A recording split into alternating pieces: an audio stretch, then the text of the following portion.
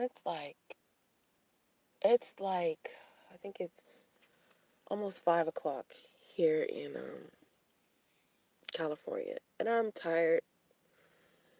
Usually I get up around this time, like, and I start prayer and meditation, and I get ready to go to work. And sometimes, if I don't have to be to work until later, I drive Uber. So I'm usually up this early often. And for some reason today, I my day started off like different than usual because number one, this morning when I woke up, I hadn't been asleep but for about 2 hours. Like I did not go to sleep last night until like 12, I don't know, 30. And then I turned around and I got up at 3:30, and Justice has been tossing and turning and tossing, and he's been doing that for a couple of days. And usually when he's going through like this teething thing where his mouth is hurting, it's difficult for him to sleep through the night. So when I got up at 3:30, not it wasn't even 3:30, it had to been like 3:15. Part of the reason why was because of something that had to do with Justice. So I was up anyway. And usually he's not up, like up. He'll be up and maybe want a bottle or something, but up to where he's like playing is a whole nother thing. And that's what he was doing this morning. He up and playing. So it's almost 5 o'clock. It's like 4:40 something like it's like 4:50 something like that.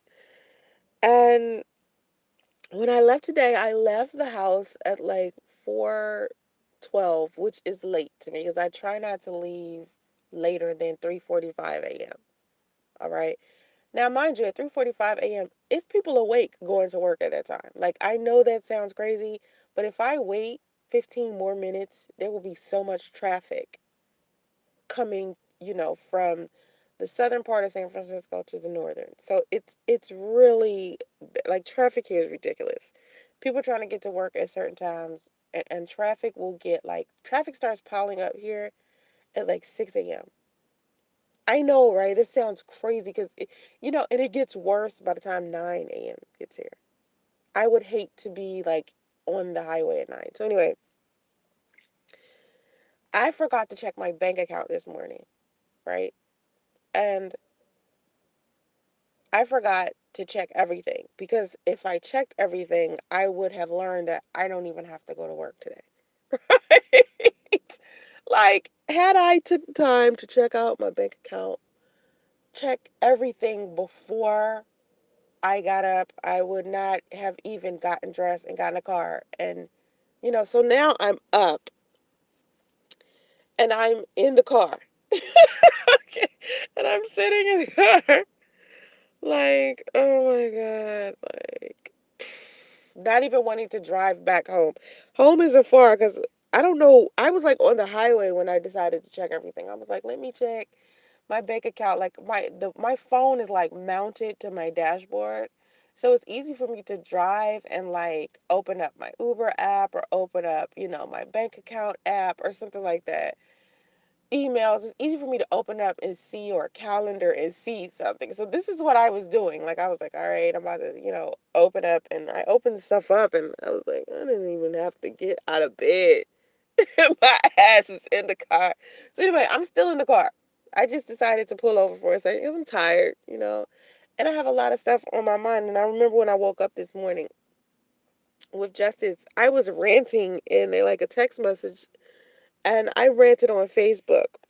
And I was answering my YouTube comments because, as you know, my YouTube comments are filtered. I haven't been posting on a schedule like I'm supposed to, but I will be doing that. Like that's the move, once I get my YouTube room together. That's the move to start, posting my stuff back up on a schedule and posting more frequently. And I'm going to try to post Tuesdays and Thursdays, Saturdays and Sundays. And I definitely want to reduce how I do my live streams. But this morning I got up and I started ranting because the residual feelings that I had from the weekend are still piling over to today. And it's simply off of, all of the things that I have on my mind that's going on in my mind at once. between my son's birthday party, between the Young Black Woman Power and Respects tour, between my daughter's graduation, my daughter's prom, my businesses, the new businesses that I'm starting. I just have so much going on that everything flooded my mind when I woke up this morning, and I didn't even take the time to sit still and do meditation and prayer. And if I don't take the time to do meditation and prayer, I can't even calm my mind. But sometimes usually when I wake up, my mind is not even racing yet. And I can turn around and do meditation and prayer and start my day off positively. But when I woke up this morning, the residual stuff from yesterday is spilling over because I think I didn't take the time to meditate last night. Because usually I meditate before I go to bed as well. So I clear my mind before I go to bed. And then when I wake up, I reset and do it again. Okay. And so last night I didn't meditate and I didn't pray. Last night I was just upset. I think what was I watching before I went to sleep? I was listening to this guy named Jason Stevenson. I don't know if you guys know, but if you get onto YouTube and you listen to Jason Stevenson, he'll talk you down into sleep. He has this thing called, meditation sleep talk down where he talks you into going to sleep. He usually does hypnosis. And those of you who don't know, hypnosis and meditation usually works pretty well, but you have to be selective about who you're listening to on YouTube. And Jason Stevenson is one of the number one people that everyone listens to for hypnosis and guided meditation. And so usually when I listen to him or this other guy named Michael Seeley, I they get rid of pain. Like they get rid of, any type of maybe if you have indigestion or maybe if you have a migraine or if you have an anxiety issues or if you need confidence or if you having a self-esteem issue or some type of mental issue or anything, if you go on to YouTube and type in Michael Seeley or Jason Stevenson, you'll see that they do hypnosis and guided meditation, and these things actually help, and they definitely help you once you've decided to meditate on the regular like I do. Like I meditate on the regular, so it's easy for guided meditation and hypnosis to work for me because I've been meditating for years. A lot of people have a difficult time with meditation because it's like you really have to quiet your mind. And when I first started doing it, it was difficult as well. It was difficult to ease my mind. It was difficult for me to shut everything off. It took practice, and I see how people get frustrated with it. You got to keep trying. I think it took me a solid 6 to 9 months to actually get to a place of where I could actually meditate without, you know, veering off thinking about other things. I mean, sometimes when I'm meditating now, I'll veer off if I really have something on my mind. But then when I'm meditating and I'm breathing, the breathing helps. It's the deep breaths. And if you've meditated before, you know what I'm talking about. But the deep breathing helps you don't focus on things mentally because you're only focused on the breathing. And when you focus on one thing, it takes you off focus on another thing mentally. So the breathing helps. So anyway, I didn't meditate last night. So I'm sitting here and I'm thinking about all of these things. And the main thing that I'm thinking about is my son and priest. That's all I keep thinking about. And I was talking to my mother. I got up and I was just ranting about, how people always try to, and it's not everyone. I'm not going to say everyone because there's a lot of people out there who are positive in regards to the story I tell. And as I'm sitting here and I'm telling the stories of how I'm progressing inside of my relationship and not progressing in regards to me and my son's father, it becomes a whole nother thing. I mean, the negativity that flows with it, it just feels so negative all of the time. Like every time I think about him, I feel negative.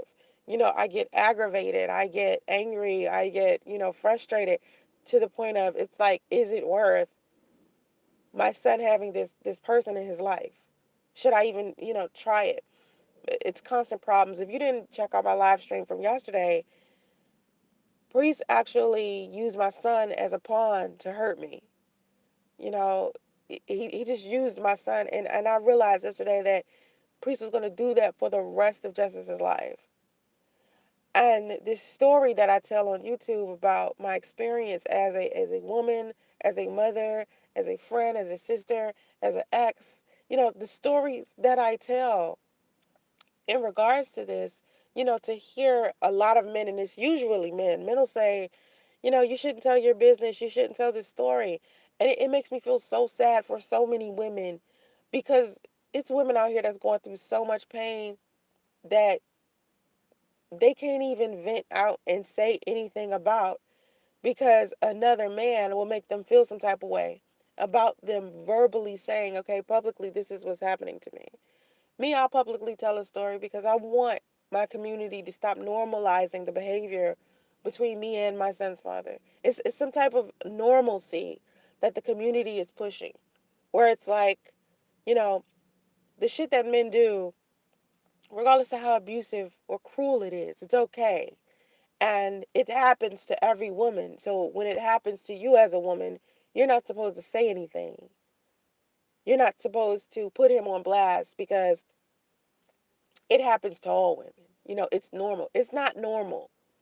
It's not normal. And if people would take accountability for their actions and say, hey, as a woman, I made a poor choice, I need other people to not do this, then we could create a ripple effect to where people won't make the same mistakes in regards to women won't make the same mistakes, and when it comes to choosing men, and men will discontinue being horrible absent fathers, petty and childish and ugly and cruel. Why are these type of behaviors okay to our community, and when women speak up about these experiences that they have, they're chastised? I don't give a fuck how many people chastise me. I'm going to keep telling this goddamn story because I want women to stop doing the shit. I want women to stop making poor choices in men. I want men to stop making women single mothers. See, it's nothing wrong with, like I said before, it's nothing wrong with a man deciding he wants to leave a relationship. That's fine. But to be abusive and cruel and nasty and ugly and the absent father and doing all of these negative behaviors, it ends up hurting someone else in the process. It ends up hurting other people's children. It ends up hurting children. And then that child grows up with another set of behaviors that is basically residual behavior from their parents. And so, me being aware of that, I just don't want to be the person that did not try to fix a situation that could be avoided in other people's lives. Because I've experienced it, it's easy for me to say, this is some shit. I made this poor choice, that poor choice. Here, don't do this. So when I woke up this morning and I had this on my mind, I was like, just having it on my mind alone is creating a negative, is starting my day off negative. Just me having the thought alone. Just stuff that's happening over the weekend. So that lets you know that there is such thing as a domino effect. Just because some shit happened over the weekend, Monday, it's still bothering me. And it's still creating problems. And I don't want to say problems, but like I explained a minute ago, if you weren't tuned into the live stream, and there's not a lot of people in here, I actually got out of bed when I wasn't supposed to even be going to work to begin with, and I actually have a shitload of money. And I was thinking, oh, let me go make some extra money before work and drive Uber. And then I looked at my bank account while I was already on the road, and I have a shitload of money, and I didn't even check. You know what I'm saying? That's the thing with me. I have like this phobia as well of being poor, because being abandoned in a hotel at my vulnerable, fragile moment in my life, to where I didn't have anybody. My mother was out of state. I didn't have any family around. I had, my friends, but you know how you have a shitload of friends, but you only have a certain set of people that you talk to in order to help you. So I only have, honestly, in my inner circle, I think I have like 5 friends, or maybe even 3. You know what I mean? Like, I know a shitload of people, of course. I have a lot of associates, and I have a lot of people that I call my friend. But when I'm that down and out in a situation that I was in, where I was in like this hotel pregnant, I could only call like 2 or 3 people because it was a private situation. It was like I was getting onto YouTube and I was talking about my experience on YouTube, but then the people that was helping me day to day to day, who were directly in front of me, I had to deal with it in a private way because it's 2 separate like lives. I'm living a duality to where I have a life that's on YouTube and then I have a private life that a lot of people just don't know about. And they don't even realize that I have this life that I've organized offline. Okay. And I have a shitload of people that I deal with offline, online. And then when I get offline, I'm dealing with the minimum amount of people humanly possible. Like, I don't hang around a lot of people. I don't do that. If it doesn't have anything to do with work, like maybe an event, maybe I have to host an event or I have to host a conference or a seminar, I'm not there. I don't go hanging out with a lot of people. I just don't do it because my inner circle, keeping it small, is the only way that I can protect myself. So I'm really like when I was in the hotel, and it was traumatic for me. It was a very, very traumatic experience. I was going through all of this hurt and all of this pain, and I'm calling on my closest friends to come and help me out, and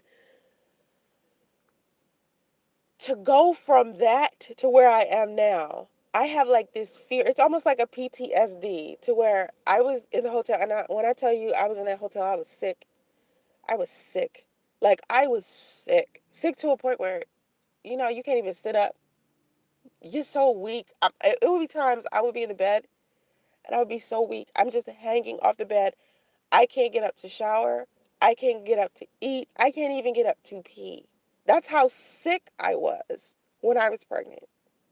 Because I couldn't really eat certain things. Everything made me sick. So I couldn't eat. So imagine if you're pregnant, you're not eating. Everything you eat makes you sick. You're not eating. So you're weak. You have no energy. You have no nothing. This is what I'm dealing with when I was pregnant with my son. Then I had like abdominal pain out of this world. Like, I could feel my body stretching and making room for a baby to be there. So early, like my first 5 months of pregnancy was so hard. Like, it was hard. And me being in a relationship with a person, right, who is the father of my child, and he would come home, right, and I'm already sick, right, he knew I was sick. He'd come home and he talked to me about women that he wanted to sleep with at his job. He would just talk about how he didn't want to be in the situation we was in, instead of coming up with solutions on how to get us out the situation. I would come to him with solutions and suggestions, and instead of him following through with those suggestions, he wanted to talk about women that he wanted to sleep with. So on top of the physical anguish that I'm going through emotional anguish, mental anguish. So imagine going from the pain of being abandoned in a hotel, right? When he was there, it was bad because he was just a piece of shit. Like, it was just bad. And then when he left, I was sitting there like, damn, I'm like alone, pregnant. I don't have anybody. It's nobody here. What if something happens to me in the middle of the night? I remember something happened. I can't remember what it was, but I had to get an ambulance. Now, here's the interesting part about being in a hotel. Once people found out, the people in the hotel, the people who were living there, because remember, it was an extended stay hotel. It was a nasty roach extended stay hotel. When the people who lived in the hotel, right, found out that it was a pregnant woman alone in the hotel, they started to help me. People literally would come to check on me. Security, the manager that worked there, other people who lived in the hotel, they would come and check on me, okay, because I was sick. So something happened where I had to go to the emergency room, and I kept thinking to myself, I'm surrounded by a whole bunch of strangers I don't even know. It's in the middle of the night. The only person I really want to call is Priest. I call Priest. He's not answering the phone. Remember, he's done abandoned me, so he has my phone number blocked. I'm calling people that that could immediately come out to help me. I get to the hospital, and I'm so frustrated by then because I call Sidonia and tell her I'm going to the hospital. I need Priest. I need him to come to me. And she's acting like she don't know where he is, but she's going to tell him to call me. She hangs up. Not even a minute later, the phone rings. It's him. So I know he was like right next to her because there's no way he could have called me that fast. He literally called me with so much speed. And I was like, if y'all two are together, tell me this shit. And they just kept lying to me. So imagine where I was mentally, emotionally, spiritually, physically. Everything was wrong all at once. I was financially in a bad place. I had given up business relationships for priest. It's just so much stuff was going on. And so the residual feelings, thoughts, everything in regards to that situation still plague me now because I'm afraid to get back to that point where I don't have any money. I'm afraid to get back to that point to where I'm living in poverty. Because on top of that, all the stuff I just named, I would get onto YouTube, right? And still try to do my YouTube channel because it still was a source of income for me. And it's still a dream of mine to be on my YouTube channel, right? Something that I want to do in my life. I want my YouTube channel. I like doing YouTube. I like putting videos together. I like talking about relationships. I like counseling others. I like speaking positively. I like making jokes and making people laugh. These are all the things I enjoy every day, all day, right? I like doing my graphic design. So I didn't want to give up my YouTube channel because it's something that I love and it's a source of income. So I'm still sitting on YouTube at the same time trying to deal with my feelings, being honest with my audience, trying to move forward, and I still have to deal with people being judgmental. I still have to deal with the mental anguish of people being judgmental, of people stalking me, people sending police to my house, to the hotel, all types of just weird stuff. People saying I'm going to commit suicide and that I'm going to kill my son's father and I'm going to kill my baby and all of this stuff. I'm getting emails from people telling me to kill myself, to kill my baby, to telling people telling me they're going to sodomize my daughter. Like all types of just hateful, cruel stuff is being emailed to me. I'm dealing with the fact that priest done told everybody that I'm his mistress when I wasn't, sitting up here telling people that he never loved me and I wasn't somebody that he cared about. These are all things that I have to deal with. And it's heavy. And I don't care how many people try to make it seem like it's nothing. That shit was heavy. And it was hard to get over. It was very traumatic. So now the fear of being poor is inside of me. Like I worked my ass off to get to the point to where I am now, to where I don't have to work as hard. Because you literally, in order for you to get your life back together, you got to work hard as fuck. And I was so tired. Like after I had my son, my brain couldn't even function properly for me to have a regular job. So eventually I did get like, more than one job. And I was working so much. Like I was working two jobs. I wasn't sleeping. I would be like trying to feed my son, falling asleep. And I just kept praying, like, please, when is this going to be over and I'm going to move to the next phase? I was living with my family at some point in time.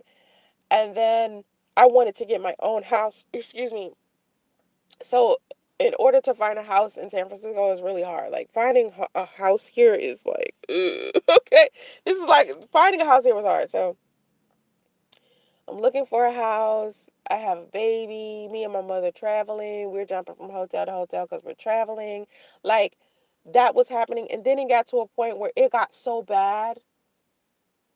It got so bad that me and my mother was in a domestic violence shelter with my son. Like that's how bad it got. It got to a point where things got knocked off course so bad. Like it went from I was living with my family, right? Not with my mom, but I was living with my cousin. It got that bad to where I was living with my cousin. Then as we were looking for another house and I was financially in a good place, we were looking for another house. I was going over to a friend's house to do YouTube videos because I had stopped doing videos at my cousin's house because people were bringing the drama to my cousin's house. Like they were literally calling the police to come to my cousin's house. Not my house, my cousin's fucking house. And so I was like, okay, now I gotta stop doing videos at my cousin's house. You know what I mean? So I'm like, oh, like, then I was like, okay, people started stalking me. So they started stalking me at my cousin's house. Then they started stalking me at my friend's house. Then they started stalking me at all over the place. So I'm going from place to place to place to place all over the Bay Area, trying to figure out, number one, where I want to live. Number two, to get somebody to stop stalking me. Because for some reason they're finding me. So I'm jumping all over the goddamn place. Now, mind you, the Bay is expensive to live anyway. So I'm jumping all over the place. And me and my mother are traveling and getting to see California and all of this stuff. And at the same time, I'm trying to keep my privacy and I'm trying to keep my YouTube channel at the same time. And I'm trying to work and I'm trying to sit here and be a mom. I'm doing all of these things, right? Then something really fucked up happened and we ended up in a domestic violence shelter. Like something really screwed up happened that I'm not going to share. Okay, but let's just say it burnt through every bit of savings we had. And I had to literally start over. Like this, like I just started over by moving from Atlanta to San Francisco to begin with. I'm getting myself back on track. And then something fucked up happens to where I got to start all over from scratch. I was like, oh my God. No. It was like, oh my God. So then now where I am is in an amazing place. Of course, you guys know I live in a $500,000 home now, and I have a car now, and I'm happy.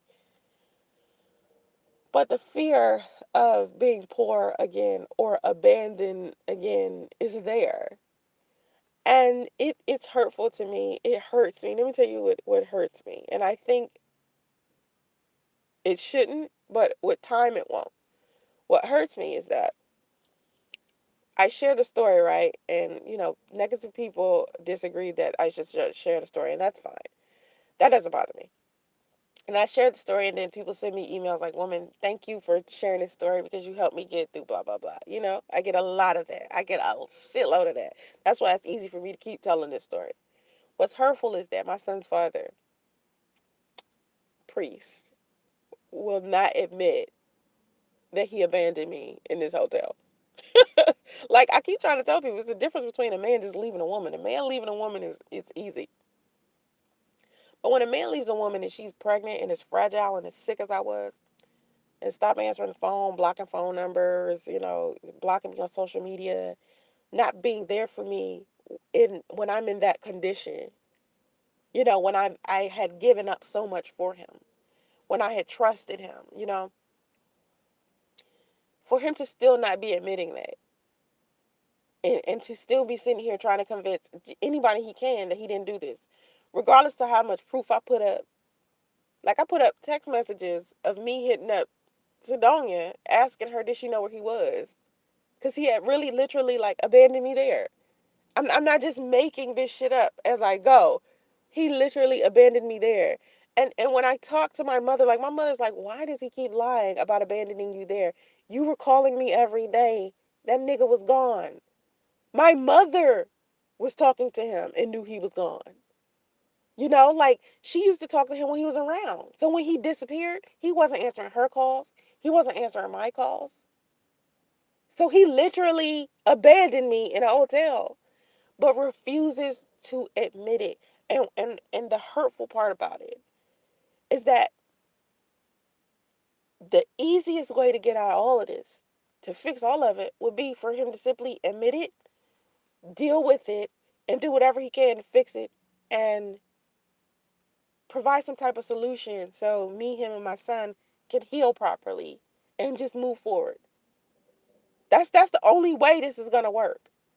It's not the Soncerae way. It's not I'm saying this is what he should do to appease me. I'm saying this is what he should do to heal himself, to heal his relationship with his son, and to help me heal. But a nigga like that can't go outside of himself for 2 minutes and think like that. And it saddens me when I think about this is the man that I chose. Like, This is the man I spiritually connected myself with. This is the man that I would sit down and pray and meditate with. This is the man I would sit there and lay with and have him hold me all night. This is the man I would kiss and hug and lay naked with and dance with and laugh with. And I keep thinking to myself, how does a man go from being all of these amazing, intimate, sacred things with a woman and then turn around and be this? And what did it say about me at the time for me to have not have seen that a man like that, this man that I claim I love so much, would behave like this? Like, you think you know a person, you know what I mean? Like, people talk to me about how long I was dating Priest. You know, people be like, well, y'all were only together 6 months, y'all was only together 3 months, y'all was only together, blah, blah, blah, blah, blah, right? They try to make it seem like time will tell. But I shared the story about how I was friends with somebody for 5 years, and then we get engaged, and then I find out that he's hiding a whole wife and kids in a whole nother state. And I find this out when she reaches out to me on fucking Facebook. So it's you never know a person. And then it's people out there who knew each other for a couple of weeks or knew each other for a couple of months, ended up getting married, fell deeply in love, and been together ever since. There is no formula or set way to handle things that will guarantee success in any type of situation. So instead of me trying to fall in the lines of how society does stuff, I decided to follow my heart in the situation and was like, I found a guy that I love. He's an amazing person. I'm going to give him a chance. I believe in love. I believe in family. I believe in marriage. Not really marriage, but you know, not really marriage, because I was like, I don't want to do legal marriage. I'll do spiritual marriage. You know, once I make that commitment to God, you know, because really that's all it's about at the end of the day, not really signing the document, but sitting down and agreeing in agreement with the person that I'm close to and agreeing that we are going to commit to each other for life. And I don't mean physical life, I mean eternal life. You know, when you make that commitment to God and you say, you know, God, I'm going to uh you know, commit myself to another human being for the rest of my life. He and I had made that commitment. Or so he led me to believe.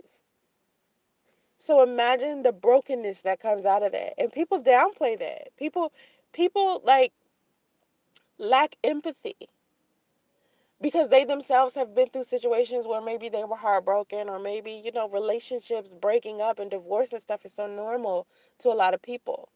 But to me, when you commit to someone in that way, when you decide to part ways, especially if you two have a child with each other, it's very critical. It's like being in critical condition. You know, being in critical condition mentally, emotionally, spiritually, physically, when you are in critical condition on all levels, the trauma from that is crazy.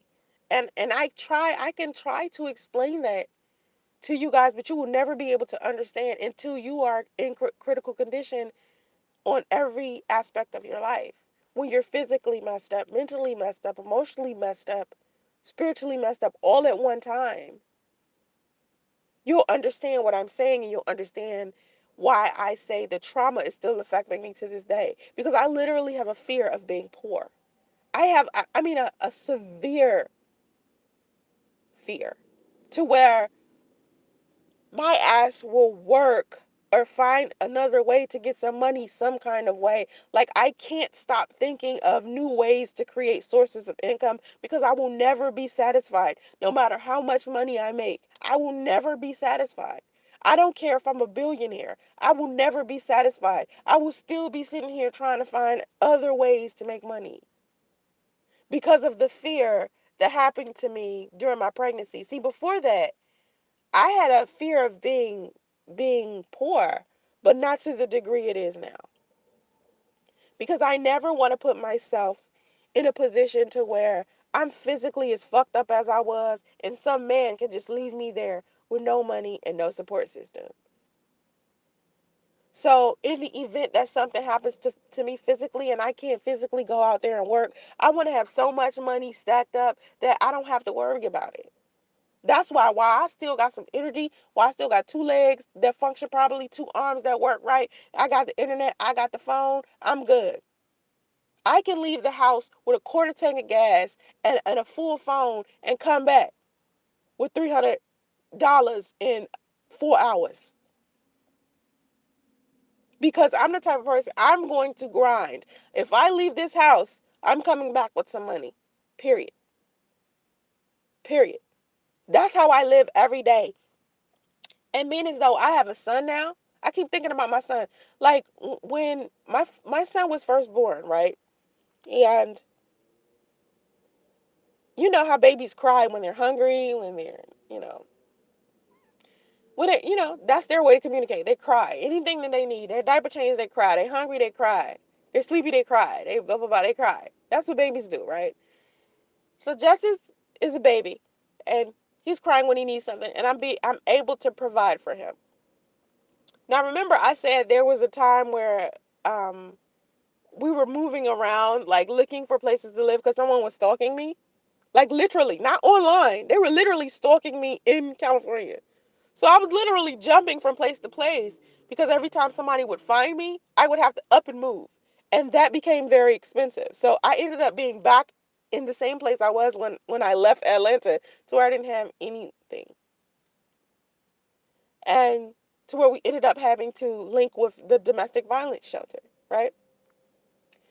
When my son would cry, and this is when it got to be, Soncerae, you got to do something. One time, and this happened one time. Let me tell you two different occasions, but let me just explain one at a time. The first time I couldn't provide for my son in the way that I wanted to, I cried. He was crying, right? I couldn't nurse anymore because my breast, okay. He was crying. I wasn't on WIC. I couldn't feed him. I ran out of formula. I cried because I couldn't feed him. It took one time for me to hear that cry of him not having any food and him being hungry for me to never put him through that again. Then there was another time. There was the second time. These are the two times that it was so bad that I said, I have to do something. The second time, it was, we didn't have any diapers. And when I had the my baby registry link up, someone had bought like these cloths, these cloth diapers by accident, right? And I got them. And instead of me using them as diapers, I was using them as like towels and like stuff to get stuff up if a mess was made. And he didn't have any diapers, so we had to use the cloth diaper. Now I don't know if you know what that is, but once we got to that point, I said I have to figure out something because I never want to hear my son cry for needing food and I can't provide for him, and I never want my son to not have diapers. So from then on, I kicked into super gear. This is when I decided to have 2 and 3 jobs and shit. Because before that, I was like, all right, I got one job, but it wasn't enough. And then I was just like, I need to do something. So I kicked into gear. I got all of these jobs. I'm barely around my son. I'm barely even seeing him because my ass is at work. Okay, and I'm doing videos at the same time because I want my YouTube check. So fucking tired. Like I was so fucking tired. I was walking like miles. There was this one time just to get some milk for my son, right? Just to get some milk for my son. I walked 6 miles just to get formula and little cans of beech nut for him to eat. I walked 6 fucking miles. Do you hear me? Just to get baby food and formula. And because I didn't have money for an Uber, at that time I didn't have a car, I walked 6 miles. I took that money that I had out of my account that I could have used to get an Uber. Instead, I took it out because all I had was like 15, maybe $20. And formula is like $19, the powder kind, and the ready to use is $8. I walked 6 fucking miles to feed my son. And I will do that shit again. You hear me? I will do that shit again for my son. My ass worked so hard to get to where I am now. And this morning when I woke up and I just hopped in the car, I was like, okay, before I start my work, and because here's the thing, I'll drive Uber, I'll go to work, then I'll turn around and do graphic design work in one day. I'll get up 3:30 before work, drive Uber, go to work, come back, do graphic design, lay down, go to sleep for a couple of hours, and do the same shit over out of fear. I will work my ass to the bone. And this morning, I didn't even have to do that. Like, had I just paid, had I actually looked at my bank account, I would have saw that I have more than enough money. I don't even know why. Because I try to make a certain amount of money a week. Like, I have to make a certain amount of money. If it's not, listen, if I make less than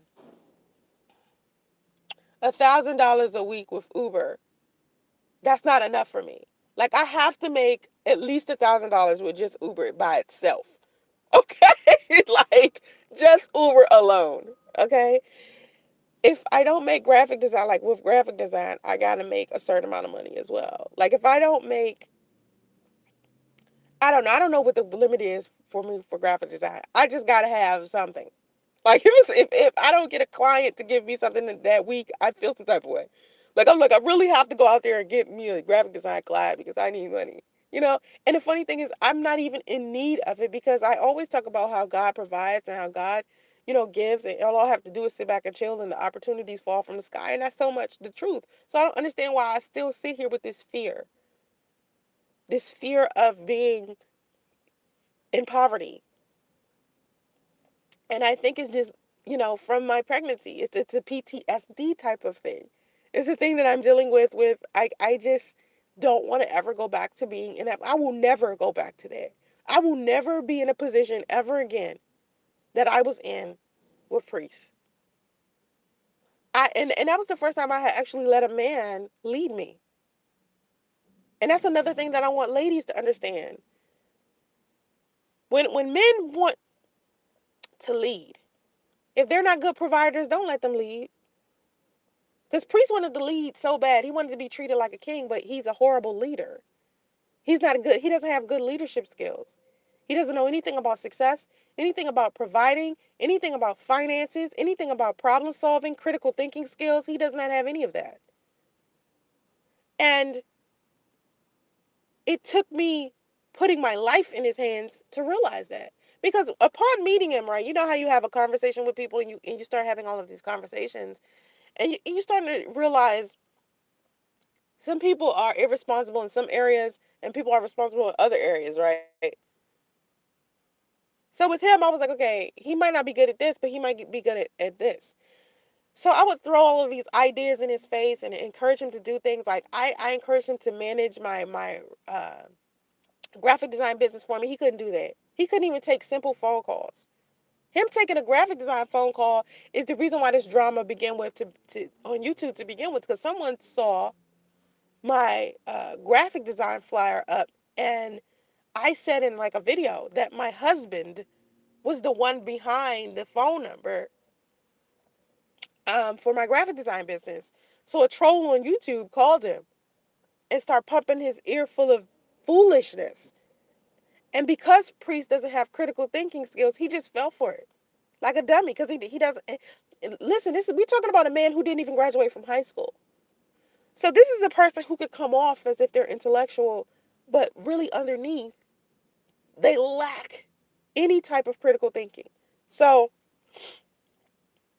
He couldn't handle the whole managing my graphic design business. Then I created a business for him because we were trying to figure out what other sources of income he could have because he only had one. He was only making $400 a week. So I'm like, I'm getting rid of business partners, and I'm getting rid of businesses. I need for you to start businesses to supplement what I just got rid of. So I'm thinking of businesses for him. I'm asking him what he's good at, and he can't name anything. He can't name anything. I'm like, what is it that you want to learn? What is it that you want to do?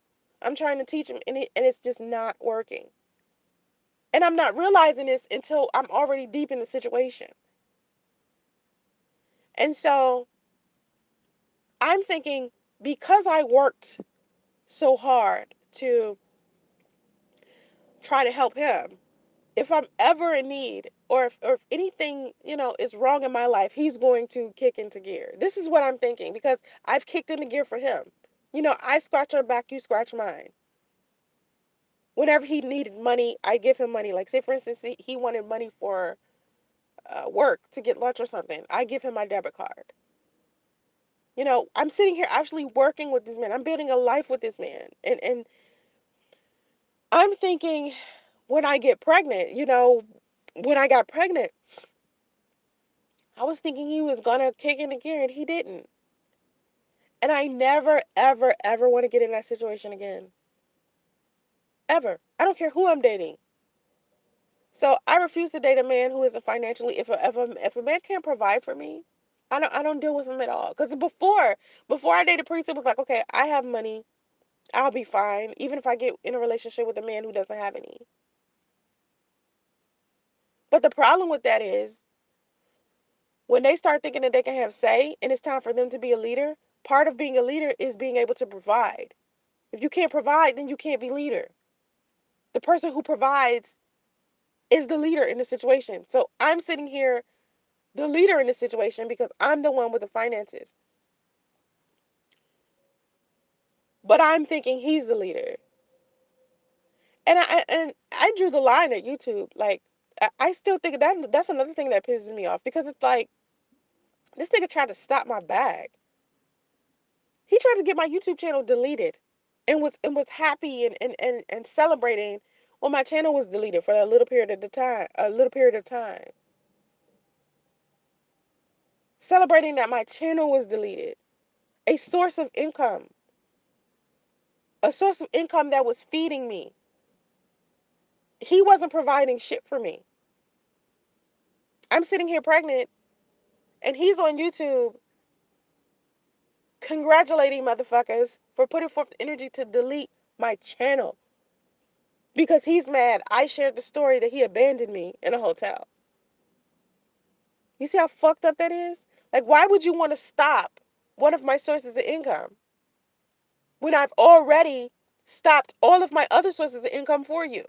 Like, he didn't want me working with Q Madi. He didn't want me working with Q, and Q was taking pictures for Block 11 magazine.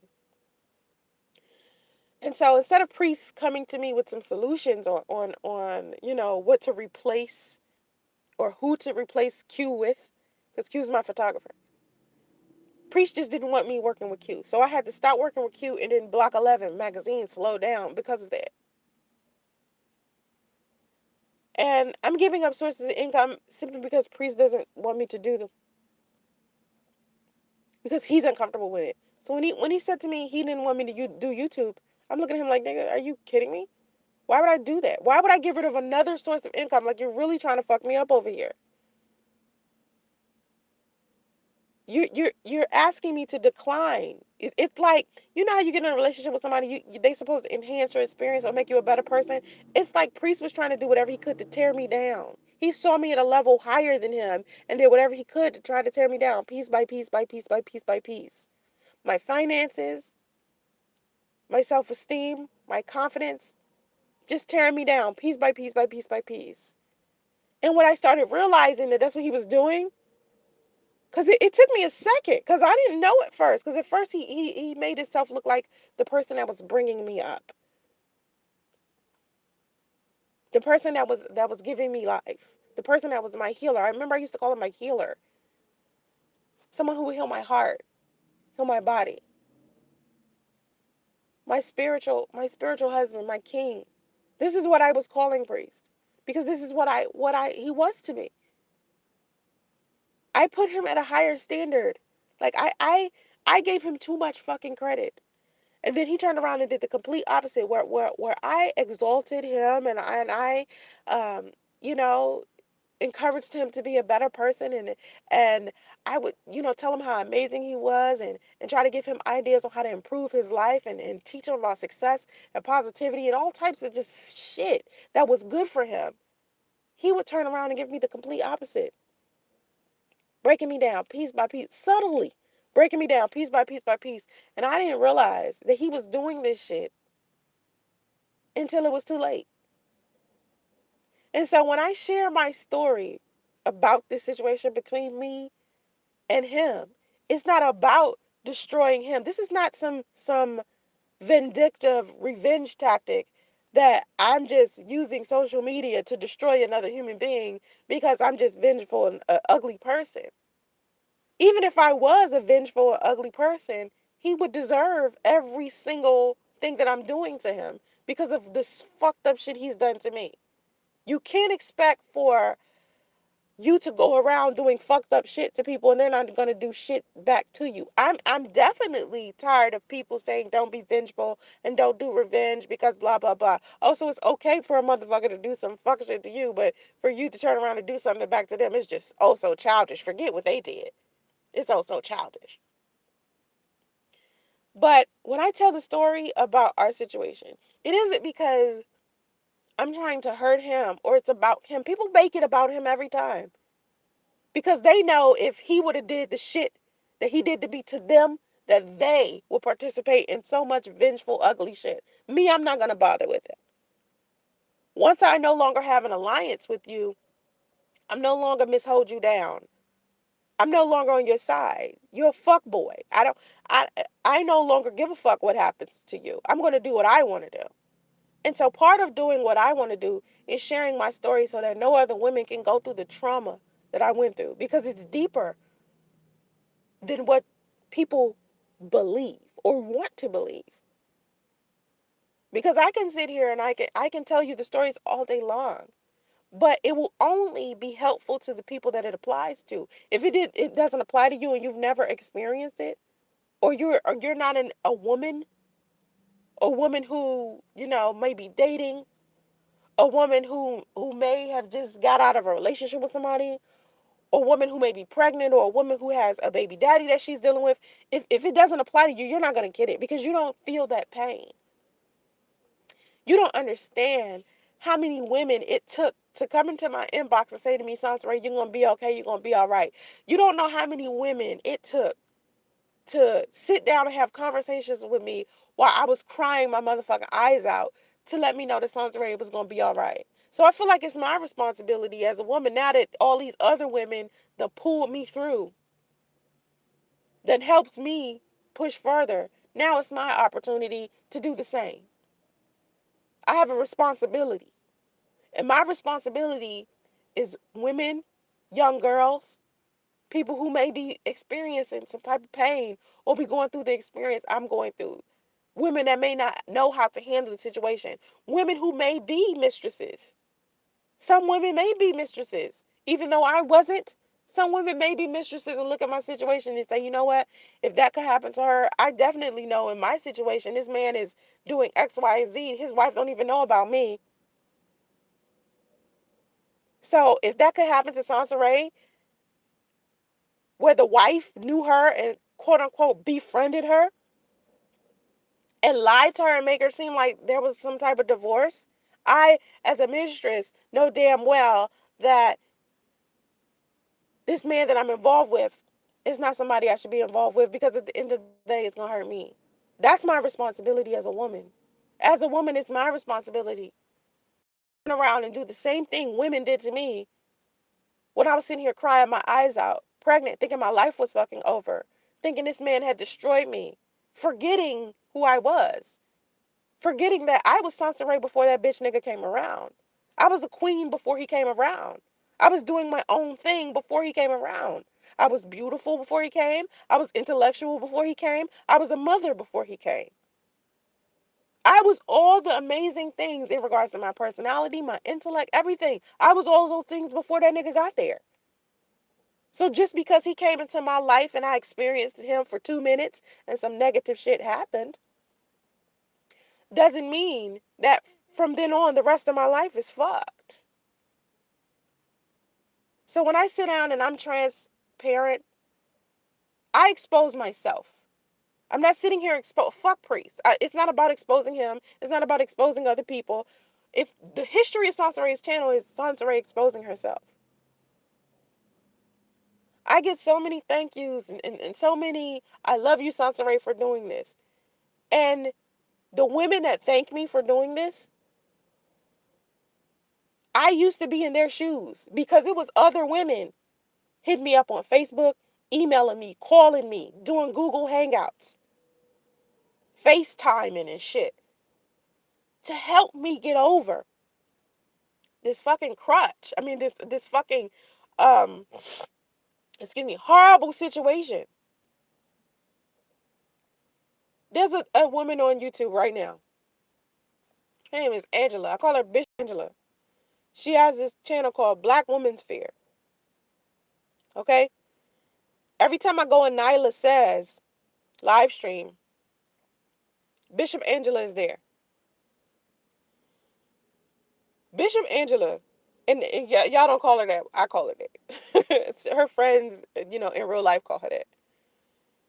When I was hurting and pregnant, she already had a baby, right? She had a little tiny baby. And she would go out of her way, away from her baby. Maybe when her son was asleep. Or, she would just take a moment for me and help me through. Do you know how many times I was talking to Angela and I'm sitting here crying my eyes out? She don't even know. And she's just talking me through it. Just talking me through it. I'm crying my fucking eyes out. Her and another content creator did a live stream, a 8-hour live stream one time. I think it was 8 hours. It was either 6 to 8 hours. And inside of the live stream, she was trying to explain to the audience and people who were listening, what was really going on between me, Priest, and Sidonia and my son. And there was a part of that live stream that I wish I could still have, because I don't have the live stream anymore. I deleted it. And inside of it, everybody took a pause and started listening to her, because she said to me in front of everybody, Soncerae, everybody's making this fuss about you, girl. It's all about you. You got this. This is you. You was an amazing person before he came around. People making all of this fuss about you and you thinking that, you're less than, basically, is what she was saying to me. She was just like, let that man go. You'll be all right. You'll be all right. And just to hear another female tell me that I'm going to be all right during that time in my life was powerful. So when people get frustrated by me telling my story, you don't understand, because it ain't for you. The message ain't for you. The message is for the person that it applies to. I was in so much pain. You guys have no idea. Crying my eyes out every day.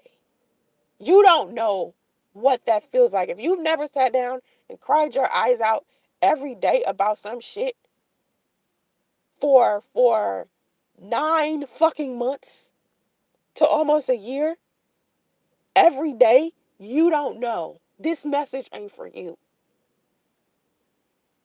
So because I had the benefit of other women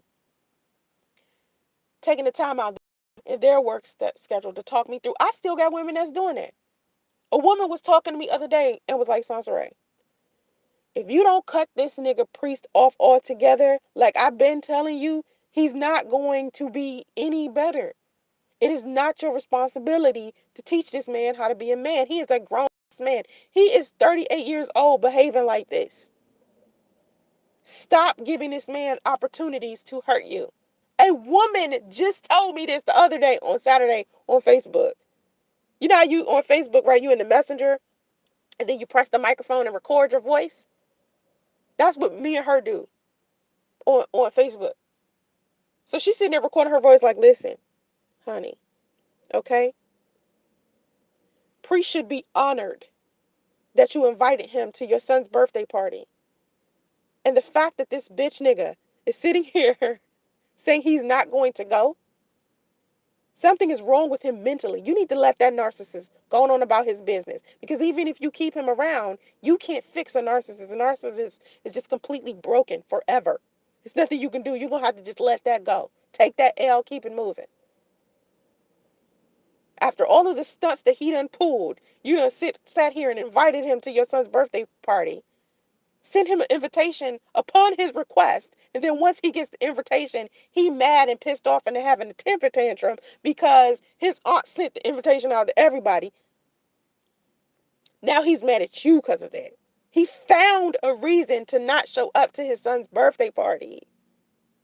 It isn't, he was going to find a reason to not show up regardless. So this is what she's telling me. So all of the positive things, all of the good advice, all of the things that women did for me when I thought I wasn't going to make it is why I continue to tell my story. So I can encourage other women to make it, because every day some lady dealing with this shit somewhere. And I'm going to help her through it.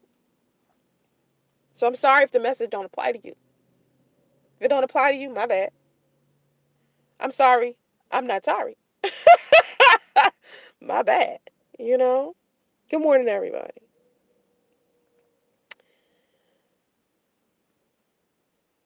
Um, I'm in my chat. I haven't been in my chat all morning.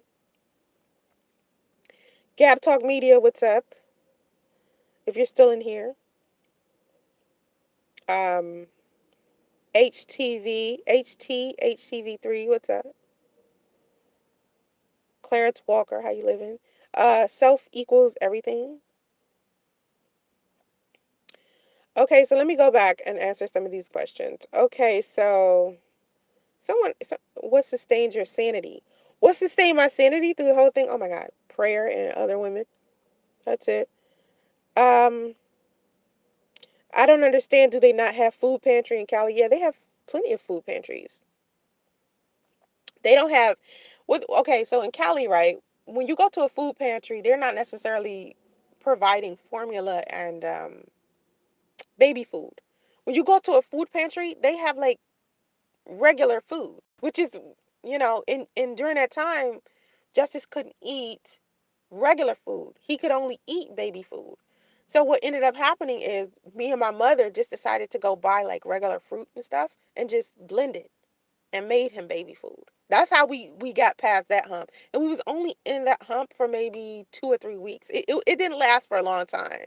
Cause it was like a something fucked up happened and we were in the hole for a second. It got really bad for like maybe it got really bad for like a month. Maybe, yeah, like a month. For like 30 days it was really bad.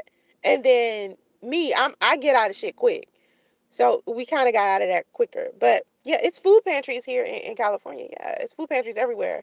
But when you go to one, it's rarely baby food or formula in there. And my son has what is it? Where he can't do dairy. He can't do dairy. So it has to be lactose free formula. And lactose free formula is a specific kind. It's like this formula called Gentle Ease. So that's the only formula he can use, and they don't just randomly have that. You know. Do you go good looking? Lord, I can't even believe that's your name. I gotta ask you something. Do you go by standards or influenced by others? I try to go by my standards. So in regards to me going by my standards or being influenced by others, I usually go by my own standards. And I notice that other people hold me to a higher standard than they hold themselves. So it's hard for me to listen to other people's influences. So I try to listen to people who may have experienced what I had instead of people like coming into my comment section because initially that's what I did. That's how I ended up choosing priest. Because by influence, people were influencing me to be with a man who was blue collar, who they were influencing me to lower my standards in regards to who I'm in a relationship with. So when I met priest and he didn't have his GED, he was walking around with a head full of dreads, and I don't really like, I like clean cut guys. I don't like guys who wear dreads. I don't like guys who are divorced or, are separated or anything like that. I usually don't fuck with that. Like I hadn't, like people try to confuse Chris Law with Priest sometimes. Like Chris Law was somebody I was with 10 years ago, and he was, dating. You know what I mean? Like, I mean, I was dating him, but he was in a marriage. He was married to somebody. So I'm just sitting here fucking around with him past time. And this was 10 years ago, after I had been in all these failed fucking relationships. I'm in a hurt place. He in a hurt place. So we basically sitting here consoling each other. That's basically all we was fucking doing. And this was like 10 years ago. And so when I ended up with Priest, it wasn't the same situation. Like people try to make it seem like it's the same situation, but it wasn't. It's nothing like it. And a lot of people also try to make it seem like it was karma for whatever. Like what happened between me and Priest is karma for what happened between what I did with Chris Law. When really, I want people to understand that karma was happening to me every day before Priest came around. I was hurt before Priest came. Priest is not the first nigga that hurt me in the past 10 years. You know what I mean? Like I had plenty of dudes, hurt my feelings, you know what I mean? Or reject me or something. I didn't make a YouTube video about them, you know what I mean? Like I didn't sit down and talk about them or nothing like that. So karma has come back to me, and it comes back to me every day. It's not something that's stop and go and stop and go. Karma is a continuous thing. But listening to influences is what got me in a relationship with the bad person I ended up with to begin with. Had I kept my standards and not sat here and listened to black men come into my comment section and tell me to give a blue collar nigga a chance, because I don't usually date men who are blue collar. I'm sitting up here. Here's the thing. I want my equal, or I want someone who's in a better position than me. So as extremely successful as I am, sitting here with a degree and computer certifications and several sources of income and trying to get my life together, because trying to separate my life from my son's father, because he and I shared a lifestyle together for such a long time to where we were paying each other's bills and all types of stuff. So here I was trying to put myself in a place where I'm individually alone, standing on my 2 feet, without my daughter's father there. I'm sorry if I said my son's father at first, but my daughter's father, my daughter's 18. So we were sitting there having like this amazing, like, scratch your back, you scratch my back, I scratch your situation, to where if he needed a bill paid, I pay it. If I needed a bill paid, he paid. And we did this back and forth with each other because we wanted our daughter to see stability. So here I was when I met Priest, trying to, stand on my own 2 feet, and he was coming into my life making it seem like he was this amazing leader that could possibly provide, and that's not who he was. And I made a poor decision upon influence because other men were telling me to do that. Okay. Self equals everything. That's not why he was telling me to. You said you think Priest asked me to stop YouTube for my own protection due to all the trolls. No, he was asking me. I remember when he said it to me. It didn't have shit to do with troll. He didn't give a fuck that people were trolling me. He didn't give a fuck that people were making fun of me. This was about him. He didn't want people to know he was fucked up. He wanted me to lie about him. He didn't give a fuck whether I was on YouTube. See, he was asking me to get off of YouTube talking about him. He didn't care about my protection or what was happening with me. He didn't give a fuck about that shit. He was like, um, Omar, if you got a problem with the topic, you can always click the fuck off. That's real. You know what I'm saying? You can always click off. Um, Dana too. You have a problem with it, you can click the fuck off. That's the way. Um, let's see. Let's see. Hold up. I gotta catch up. I live amazing. Like my life is amazing. I live in a 4 bedroom, $500,000 home, 2 car garage. I'm a very happy person. I have multiple sources of income. I'm back to the chick that I was before that bastard came around. That's the point I'm trying to make to people. I'm back to the way that I was before he came around. I'm back on the track because I had a plan for myself before he came. The plan was always to move to California. It was just strategically, it was supposed to be strategic to where I had money when I got here. But instead of me having money when I got here, I had to come here and get the money instead of getting the money and then moving here. Like I was going to, since I'm in IT, right? I was going to look for a job in Cali, right? Find a job here first and then have that IT company relocate me here. That was the plan. And I was supposed to do that this year. But instead, I ended up moving to California in 2017 because of, it was just like I cannot stay in Atlanta. I was like, I cannot deal with this. Like I've hated Atlanta for 17 years. Now it's time for me to just do it and just leap out there on faith. And hopefully that wind will be beneath my wings and I can just fly off. That's what it boils down to. Um Omar Harris, I don't know why you would think I would want to talk about my man to y'all motherfuckers. But but the last time I talked to talked to y'all about my man, y'all tried to destroy my relationship. See, let me tell you something about social media. And this was an amazing live stream last night with not last night, but the night before last with Nala Says, where it was talking about social media was harming people's marriages and relationships. When the foundation of your relationship is fucked up, or one of the people inside of the relationship is not as secure as they should be, social media can fuck up that relationship. That's why YouTube people fucked up my shit. Because I was telling people how happy I was. And I remember when I was doing videos talking about how happy I was and sharing all of these amazing positive stories about Priest and I. People was in my comment section like, why are you talking about him? Not even happy for me. Yeah, I had people doing that. Now, most people were like, Black love, we love it. Yay, Soncerae finally found somebody. Then you had other people who had something negative to say, who were angry. It was like, why are you angry about Black love? Then I had messy ass people contacting Priest, telling him all these lies and shit. And he fell for it, hook, line, and sinker because he's insecure and he doesn't have critical thinking skills. Because anyone who has critical thinking skills would know better. They would know too. Maybe I should go to my partner and ask my partner what's going on. Because clearly a whole bunch of strangers are talking to me about my partner, about somebody I know. But then again, if your relationship does not have the foundation and one of you is insecure inside of the situation, social media can fuck up your entire shit. And that's what happened. That's what happened, I feel like. I know. Good looking honky. Oh my God, I wish you would please change your name. That is so just derogatory. Like, it makes me want to just block you and not even answer anything you have to say. Atlanta is not a place for a young woman with ambitions. Atlanta is an amazing place for a young woman who has ambitions. However, listen, don't get it twisted.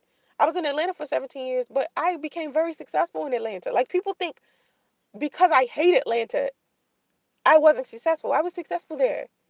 I made an amazing living for myself. I built a career there, outside of YouTube. YouTube is just a byproduct of an amazing career I had in Atlanta. I know a lot of people. I did a lot of things. But the problem is my personal life, friendships, YouTube, Atlanta got to a place where it was like, it's hard even handling business with people there. People shiesty. It's always about drama. Something is always popping off. You can barely trust anybody there in regards to friendship and love and relationships. That's difficult. And that was a part of my life that I want to be successful in as well. But you can't do that in a place like Atlanta.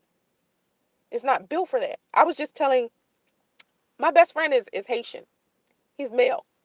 I've known him for many years. He's 15 years, I think. He's been my best friend. When I was in Atlanta, he's still in Atlanta. When I was in Atlanta, he would go to the swingers club with me. You know, when I worked at the swingers club, he was right there. Any party I would do, he was right there. Anytime I had an engagement or somebody booked me for something, he was right there. I was talking to him yesterday, and I was telling him, no, not yesterday, Saturday. I was talking to him on Saturday, and I was telling him that what San Francisco has here that's not in Atlanta is the absence of insurrections. the absence of churches all over the corner, the absence of clubs everywhere. You can barely listen. I'm driving around San Francisco all of the time. All I see is housing, cafes, maybe some bars. Never any clubs, never any sex shops. I barely see any beauty supply stores. I barely see any churches. But in Atlanta, that's all you see is an insurrection on every corner. Clubs everywhere. Sex. I remember I did a video a long time ago where I was talking about how I was a minister, right? And I moved to Atlanta, and came to Atlanta on the train. I got off the Amtrak train. It was a big ass billboard next to the Amtrak station. And on it was two gay guys standing there. And it was a promotion for a dating site for gay people. And I knew I was in a different world then, because where I had come from, listen, I'm from the DMV. I'm from Fort Washington, Maryland. Okay, I'm from the DMV. DC, Maryland, Virginia. That's why we call it the DMV. DC, Maryland, Virginia. Okay, I'm from Fort Washington, Maryland. In Fort Washington, Maryland, you don't see that. You don't see billboards with gay people on it. You don't see insurrections everywhere. You don't see churches everywhere. Okay, because I think it's because technically I think the DMV area is above the Mason-Dixon line. I want to say, or right beneath it. Is it right beneath it? I think it's right beneath it. Anyway, when I came to Atlanta, I seen all of this stuff I never seen. That same stuff, I don't see that in San Francisco. Most people out here married. Even the young people. I'm talking about people like 25. Oh, I'm married. I have a husband. I have a wife. Couples. They do family and coupling here. In Atlanta, they don't do that. Everybody's single. Everybody's single. Okay. Gab Talk Media. Through all of your tragic experience, do you feel responsible for anything? I'm surprised you asked me that question. Like, I'm surprised you asking me that shit. Like, here's the thing. How many fucking times do I have to say this shit? I made a poor fucking decision. I don't want any woman to make a poor fucking decision how I made. I don't want that. That's why it's easy for me to say, listen, bitches, I made like this horrible choice in a man. Like, why would I choose that? After the nigga lied to me the first time, where was I? Was I insecure that would make me stay with this man? After he lied to me the first time, after I found out he was separated, right? Why didn't I leave? Because I remember our first date. I talk about our first date all the time. Y'all want to hear the story about the first date again? Me and Priest's first date was amazing. We went to like this little hole in the wall called JR Crickets. And they was having like a crab leg special. So we went in there and had crab legs. I ain't never had fun on that much fun on a date in my life. We sat there and laughed so fucking hard. Okay? It was a good date. At the end of the date, right? And I told him I would go half with him. And I'm thinking because the crab leg special was going to be a cheap date, it ended up being like $100. So I'm thinking because the check came to the table after I left. So listen, we sitting at the table. Date went amazing. Something in me asked him about marriage, and I don't know why. I think I asked him, was he married or something? I don't know what it. My spidey senses made me just ask him this question, and he told me he was separated. I got pissed, got up, slammed some money down on the table, and went outside. I was thinking, I'm never seeing this guy again. Fuck him. Because I can't even believe he would be on a date with me with him being separated. So I get in the car. Now, mind you, I drove us to the damn restaurant. I'm in the car. I'm talking to a security guard because my car is parked in front of a club. And the place where we got the crab legs from is a couple of doors down because it's like in a shopping center. So I'm sitting in front of a club called the Cigar Bar. Cigar Bar is like a couple of establishments down from this JR Crickets place. So I'm sitting directly in front of the cigar bar. Security guard comes out saying, why don't you come in the cigar bar? I said, I don't smoke. I got asthma. I got fucking, like, I don't smoke, Negro. I got lung disease. I got COPD. I'm not going in no damn cigar bar. Right? So I'm talking to him and me and him sitting here laughing and shit. And out comes Priest. He gets in the car. He's like, oh, I thought you left me. I'm like, I wasn't going to leave you here. I mean, I don't think we should date or whatever, but I wasn't going to leave you here. That's really fucked up. And then he tells me that the bill was $90. So I ended up tossing him some more money because we were supposed to go half on the date. When that man told me, when he got in the car and I dropped his ass off, that should have been the last time I saw him. That should have been it. That should have been it. But that's not what happened. I told him, it's fine. We can be friends. He was like, thank you. I can't thank you for still being friends with me after I told you that. Thank you. He gave me a hug. He was like, thank you for not judging me. Right there in the parking lot. When I said I wasn't going to leave you, he was like, oh my God, thank you for not leaving me. Like, thank you. And I said, okay. And we decided to be friends after that. So then when we would get on the phone, we would sit down, we would laugh, we would talk, we would laugh, we would talk, we would laugh. Then we would go hang out. Go hang out, laugh some more. It wasn't like people think. It wasn't, oh, I just met this guy on an app and then we hooked up. First night we met each other and now I'm complaining that I'm pregnant and he ain't taking care of his son. No, it's not nothing like that. We built a friendship first. And instead of me walking away from the situation like I should have, I stayed around. And I'm trying to figure out to this day, was it because I was insecure or what was it? Then when he lied again, let me tell you when he lied again. I'm talking to Gab Talk. I'm talking to uh Gab Talk Media. GTM. I'm talking to you. If you still in the chat. Let me tell you the second time I made a poor decision. Because the first time when he said he was separated was a poor decision for me to stick around. The second time, God gave me an outlet again. You know how people ask for outlet? They tell you the story about the guy that was on a raft in the sea, in the ocean, and he kept asking God for help, and God kept sending boats, and he kept telling the boat to keep going because he was waiting for God. And then when he died, he went to heaven and said, God, I asked you to help me. Why didn't you help me? And God says, I sent you 3 boats. Your ass ain't get on the boat. That's the shit that was happening. So, second time I had the opportunity to walk away from this nigga. We went out of town to a mansion party. We went out of town. And we had a good time. And it was the first time we actually shared intimacy with each other. I wasn't ready to have sex, but I went ahead and did it anyway because I felt like I was afraid for no reason. Well, really, that was just my spidey senses saying, Soncerae, this is not somebody you need to be sleeping with.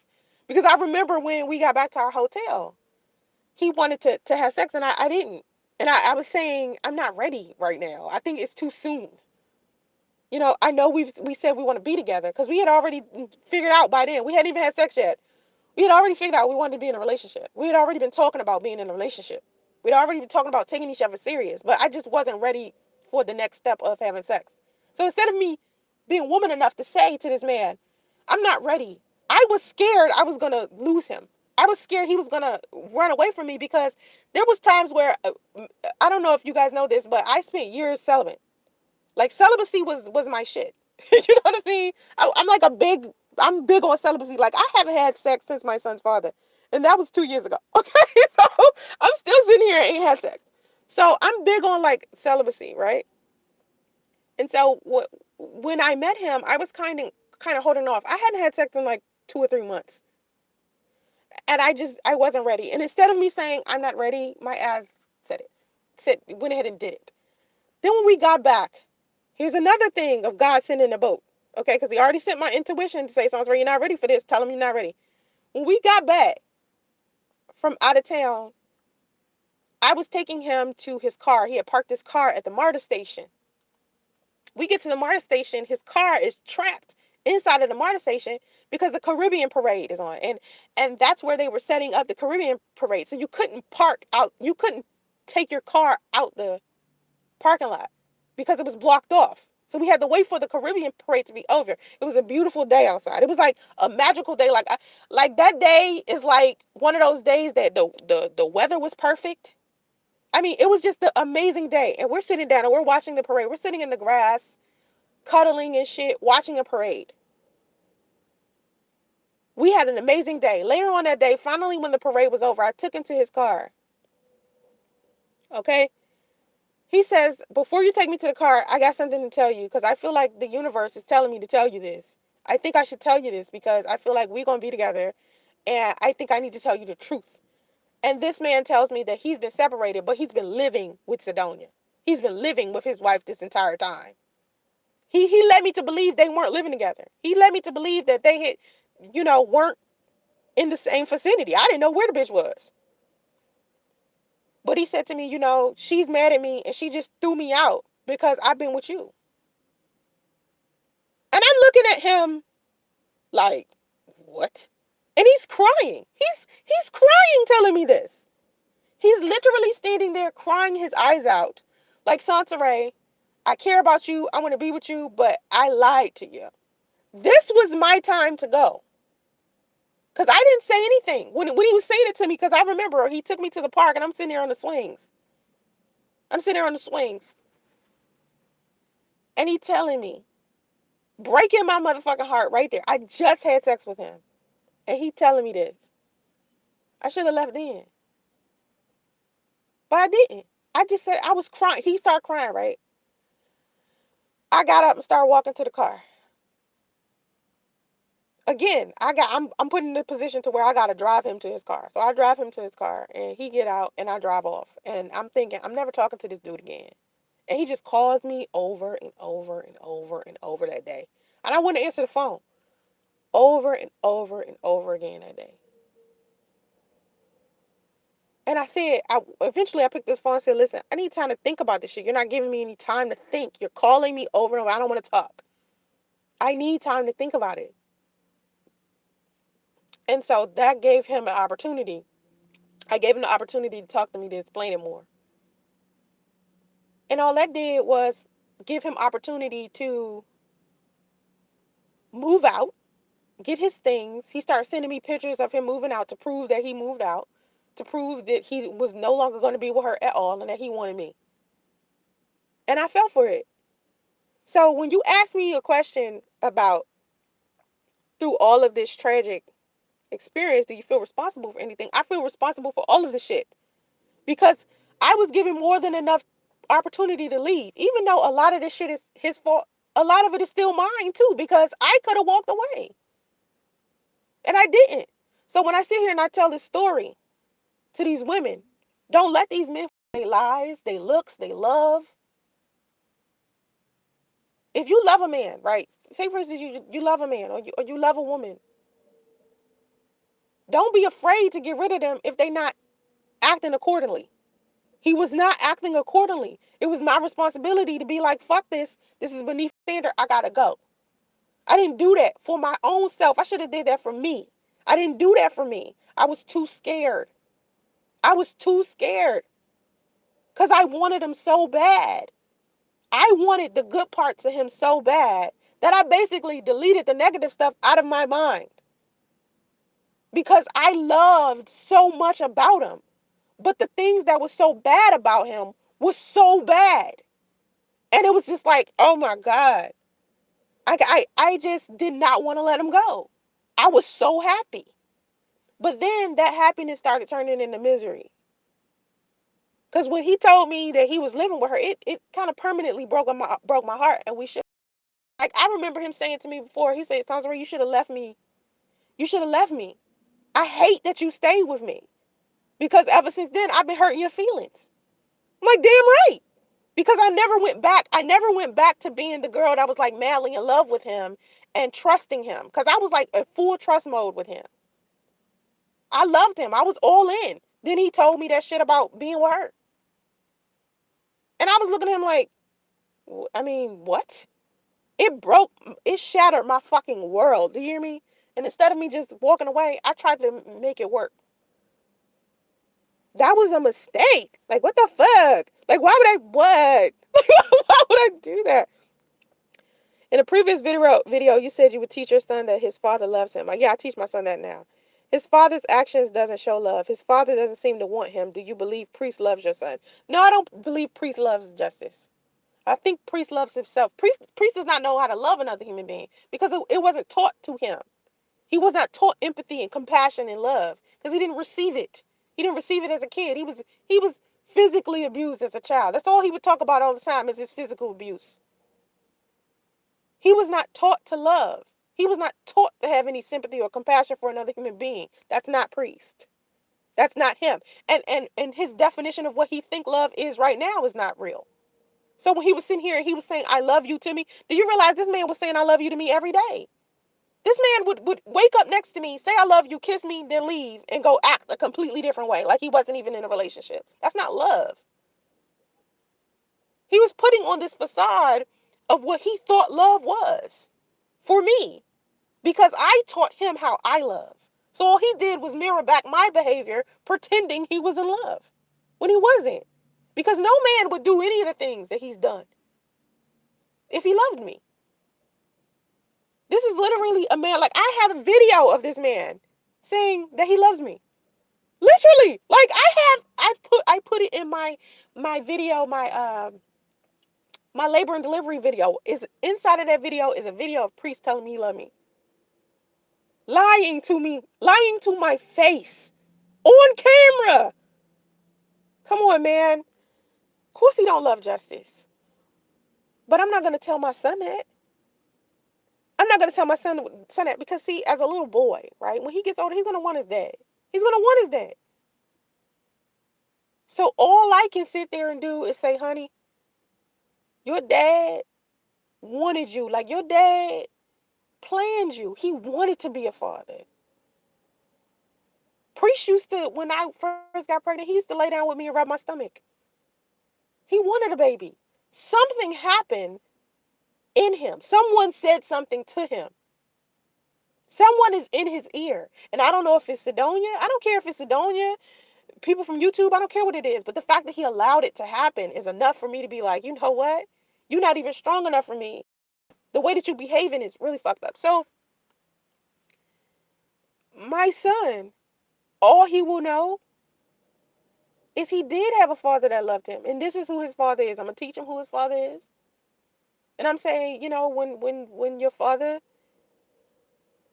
you know, got scared, when your father, you know, was no longer strong enough to be able to deal with being a father, he decided to go. And that's all I'm going to tell my son. And if he wants to find out more information, once he turned 21, he can go do that. When he turned 21, he can go and find his dad if that's what he want to do. But until he's 21, reaching out to his father is off limits. Because I'm not going to have my son adopt any of the negative characteristics that Priest had. He'll only be able to adopt his characteristics if Priest is around. That's the only way Justice is going to learn that stuff. I'm not going to teach my son that foolishness. But I do, you know, I do take responsibility for my own shit. I don't want y'all to feel like I'm just blaming him. It's me. I did some shit. I think this type of talk about his childhood, personal details that he shared with you is one of the reasons why he doesn't want you to mention him on YouTube. No shade, just saying. Okay, well, let's talk about that. All right, so DDGL. Let's have a real conversation about privacy and secrecy. So before I even mention anything about his childhood, right? Because this is not the first time I mentioned that he was abused as a child. This is like, I've said this over and over and over and over. But before I even got into personal detail, what people keep forgetting is that Priest decided to post our personal text messages. Priest created an entire channel. It was called Ozone Layer, where he posted all of our private text messages, our secret, sacred conversations. I had never posted our text messages, ever. All I told people was like, listen, I'm pregnant. We breaking up. Here's why. I'm going to do a vlog about my pregnancy. And we just going to take it from here. Priest being angry that I told everybody this. He didn't want me to tell anybody I was pregnant. He didn't want me to tell anybody that we was broken up. He didn't want me to say any of it. But I had already talked about him on my channel. He had already been on my channel already. So I had no choice. I had to talk about him. I had to tell the truth because everybody thought we was like this perfect couple. They thought we was black love. They thought we was hashtag relationship goals. I had to tell people like, yo, wait, that's not us. That's not us. So I told the truth and that made him mad. He wanted me to not talk about that situation, our situation on YouTube. So I was like, fuck that. It's my channel. We not together. You ain't got no control over this. I'm going to say what the fuck I want to say. He decides he wants to put our secret text messages amongst the two of us online in videos. He did like, and the first time he did it, I didn't say nothing. I didn't do a response video, and he kept making the videos. He did it week after week after week, and he just left him up there.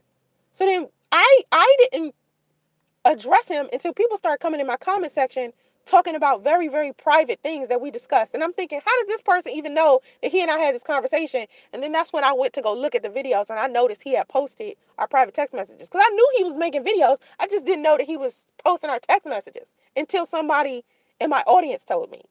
So he had already invaded our privacy. Already. Already, he had done it. But people keep forgetting that. People keep overlooking that thing. They don't hold him accountable for the shit. So this led me to have to deal with a lot of personal topics that I didn't want to. So instead of me sitting here picking and choosing what to tell the truth about, I told the whole truth and nothing but it. And so what you are hearing is me just telling the truth about everything. Because he had already crossed the line. He had made up lies. Not just posting our text messages, but lies about me. Telling people I was this mistress, and he was like this amazing, devoted husband to another woman. That's not who he was. To me, he was the man that was bringing me around his family. We were going to family functions together. Me and his mom would talk every day. I mean, literally in front of each other, not on the phone. His mother sitting directly in front of me, talking to me every day. I know his siblings. I know his cousins. I know his family. I know everything about this man. This is not some fling where we were hiding in the shadows and shit. So he made the world believe I was his mistress. That was humiliating as fuck. And you still want me to sit here and protect him and his privacy and his personal? Fuck that. He didn't give a fuck about any of that. He didn't give a fuck about me. He lied from the beginning. He manipulated me. He cheated on me. He abandoned me in a motherfucking hotel while I was pregnant and sick. And you guys want me to still hold this man down? I don't think so. That's just goofy. I'm sorry, I'm not doing that. Oh my God. Have you ever dated a millionaire? No. I'm a millionaire before. How long are you going to have your new man wait before y'all go all the way? I don't know. I don't feel comfortable with sex yet. I think it's because, let me tell you why I don't feel comfortable with sex. Before I had sex with Priest, I explained to him how uncomfortable sex was to me. And how anytime I would have sex, I would have to be under the influence of alcohol. Because it's difficult for me to have sex without having something to calm me down and relax, because of being molested when I was younger. And I was molested for a long time. It wasn't like I was molested once or twice. I was molested by my stepfather for an extended amount of time. It was like 4 to 6 years. And my mom has got on my channel and spoke about this as well. And so it's difficult for me to have sex, even as an adult. So when people think I'm like a hoe or extremely sexual, it's weird. It's weird that people even say that. A woman being in touch with her sexuality doesn't necessarily make her a hoe. Or the fact that I worked at a swingers club doesn't necessarily mean I'm a hoe. You know what I'm saying? But people think because I did my modeling pictures, remember I posed in lingerie, that was part of my career. So people automatically think that my sexuality in real life goes hand in hand, when it doesn't. It's very difficult for me to have sex without being drunk or high. And I had a terrible alcohol and drug abuse problem when I was younger, because I was like, from the time I was like 18 to like, I don't know, 34 or something, maybe 33, all I did was drink and fucking smoke all the time, because I was trying to hide behind some shit. Like, I needed something to help me. And, sex is like, to me, if I do have it with a man, it's me showing a man how I feel about him. Men have sex for physical reasons. Women usually have sex for emotional reasons. I have sex with my heart. Men have sex with their penis. You know what I'm saying? I have sex with my heart. So I was telling Priest all of the things about me being molested, I was telling Priest, I don't want to be hurt again, and he knew all of these in regards to sex. So when I opened up to him and I shared that intimacy with him, not just my body, my mind, my everything with him, and then he turned around and he did the fuck shit that he did, it hurt beyond what you guys think. Because opening my body up in general is difficult. It's hard. And then we were having a difficult time having sex to begin with because our relationship wasn't based on sex. It wasn't based on sex at all. We barely had sex. But when we did, the way that sex was bad because number one, he had erectile dysfunction. He had premature ejaculation. So having sex with him was difficult. And he got onto social media and tried to make it seem like, oh, the reason why my dick wasn't working properly is because Soncerae was unattractive. Oh, please, you can look at me and see I'm a bad chick. Like, I look good. Like, that ain't the problem. I'm fine as hell. Even when I was pregnant, I was fine as hell. Even with me having the extra pounds from my pregnancy, I'm still fine as hell. Can't nobody tell me I'm not an attractive woman. I'm gorgeous because I take good care of myself. When I got my hair done, my makeup is popping, my outfit is looking good. Listen, I know how to take care of myself. I was a model. Come on, stop it. You can't make me believe that the reason why your dick wasn't working properly is because of me. No, fuck that. And this is the nigga that y'all want me to defend and protect. Fuck out of here. Go and get on the social media, try to make it seem like I'm catfishing and I'm ugly in real life. Bitch, nigga, stop. Anyway, anyway, I just feel like I just feel like um what was I saying? Oh, sex. I don't know how long it's gonna take me to have sex with a new person because I don't necessarily trust men to be sharing my body with them like that. Like I'm big on celibacy, like I said before. Celibacy has always been my thing. I think in order for me to have sex, I don't know how long I'm gonna make him wait. It's been a while. Like at some point he's gonna be like, okay, are we going to bop bop bop bop? I'll be like, I just have to feel right. Like I don't feel right. I feel wrong. Um Anyone who wants to donate, you can donate via Cash App to Revenue DM. I see you in here asking, Omar. Um, let's see. Some has many videos speaking to her capability. What? And Yala once said, well, most relationships, it takes two to tango. Both are responsible for its success and separation. Yes, but two people are both. It takes two people for a relationship to succeed and fail. Because sometimes I feel like if I were to respond it to Priest in a completely different way, we would still be together. Like I tell people all the time, the reason why Priest ain't together, he and I ain't together, isn't because he came to me and he said, I want to date my ex, because he was thinking he was going to tell me that and I still was going to be with him. That's the way he sounded when he contacted me, because he contacted me from work. He had left that morning. This is the last day I saw him. I'm gonna tell y'all the story of the last day I saw Priest, so y'all can understand. It was like 7 a.m. And earlier that morning, I had woke up early because I couldn't sleep. And I kept telling him, something feels off. I feel wrong. Like something feels off. And we had just had an amazing weekend. We went to go see Thor. We had dinner. We had a date. We had a good time. And so Monday morning, it was early. I got up early. So I went ahead and I cooked them breakfast because I was up too early. So I cooked them breakfast and then he gave me a kiss, said, I love you, went off to work. I didn't hear from him all morning, which is weird because usually he'll call when he gets to work or something like that. I didn't hear from him all morning, but I didn't pressure him because I felt like I had been on him too hard before. Like we would be calling each other every moment, every minute, and I felt like let me give him some space before he get too much, because he already done said 2 times that he needed space in the relationship. So let me back up. So I didn't call him or nothing. So finally 2 o'clock come and I'm heard from him. Let me hit him up. So I hit him up. Text. I text him. And he says, I got to tell you something. I said, okay, tell me via text. Go ahead. I'm reading. He said, nah, you told me that if I have something to tell you and it's about another woman, to call you. I said, okay, call. Phone didn't ring. I ended up calling him. I was like, what's going on? Awkward silence and shit. He was like, okay, I got something to tell you. I got to tell you something. So awkward silence. Now, mind you, by this time, Priest been playing the game every week. Every week, he talking to me about another woman or a chick he want to fuck or something like that, right? So when he's saying this time, he's saying it to me, I got something to tell you. I'm thinking he about to tell me he fucked somebody or he cheated on me. This is what I'm thinking. So I'm just sitting here listening. I'm waiting for him to say something. And he says, I think I want to date Sidonia. Now, this isn't the first time he talking to me about Sidonia. He's saying to me, he said to me before, he thought he still had feelings for her. This is what he said to me before.